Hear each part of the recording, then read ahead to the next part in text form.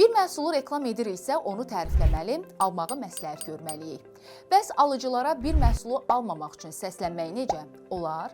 İlk baxışdan ağılsızlıq kimi görünsə də, bu marketinqdə tərs psixologiya sayılır. İnsanları bir fikrə və ya davranışa yönəltmək üçün onlara bunun əksini demək strategiyasıdır. Bir reklamın sloqanına baxaq. Bu məhsul hamı üçün deyil. Alıcıda dərhal maraq yaranır ki, niyə mənlik deyil?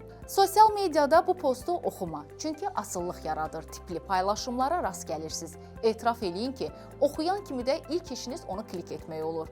Müşahidələr göstərir ki, bu kimi paylaşımlar postu oxuyun başlıqlı paylaşımlardan daha çox baxılır. İnsan azadlığının məhdudlaşdırıldığını hiss etdikdə ona qarşı çıxmaq istəyir. Amma tərs psixologiya hər zaman uğurlu olmur.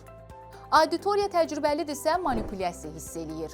Tez-tez istifadə isə etibarı azaldır.